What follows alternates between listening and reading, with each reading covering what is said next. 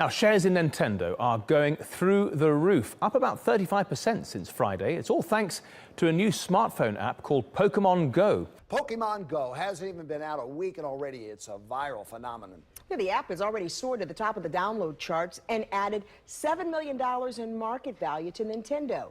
The ongoing success of one of the world's most popular franchises makes me wonder, why? Why is it that Pokémon, or Pocket Monsters as it's known in Japan, has been so successful? Let's take a deeper look. I'm sure at one point in your childhood you watched this.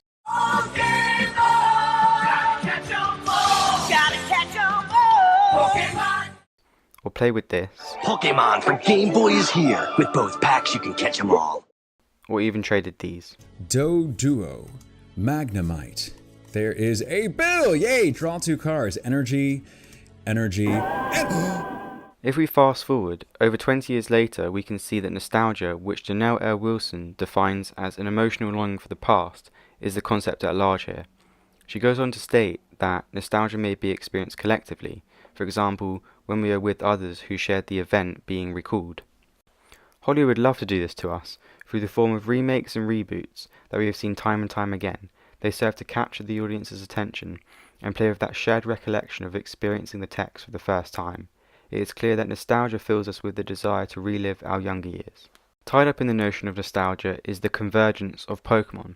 Henry Jenkins first coined the term convergence in his book Convergence Culture, Where Old and New Media Collide. He uses the term media convergence to describe a situation in which multiple media systems coexist and where media content flows fluidly across them. If we relate this back to Pokémon, it started out as a video game, then transcended across multiple media platforms. Put simply, it wasn't solely a game, it became many products operating within a global franchise. Subsequently, the implementation of Pokémon Go and its ability to be used on a mobile phone highlights Pokémon's convergence and also shows that it offers fans the nostalgia of becoming trainers and literally catching them all. It is important to note that the collectability of Pokémon is its biggest attribute. Lincoln Garrity builds upon this by stating, "Those who collect do so because the act of collecting, playing and recapturing one's youth is bound up in the modern desire to define oneself through symbolic possessions rather than through shared national beliefs. The symbolic possession of the collector, Pokémon in this case, give way to what John Fiske sees as the accumulation of both popular and official cultural capital.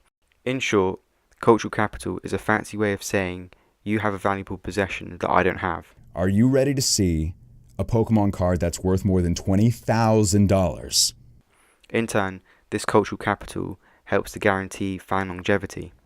Overall, nostalgia, convergence, and collectability have paved the way for Pokemon's success. This still continues to be the case, with the upcoming release of Detective Pikachu and the continuation of Pokemon Go vloggers and card collectors converging the Pokemon brand onto media platforms such as YouTube. Therefore, ultimately, the ongoing success of Pokemon prevails due to us, the fans.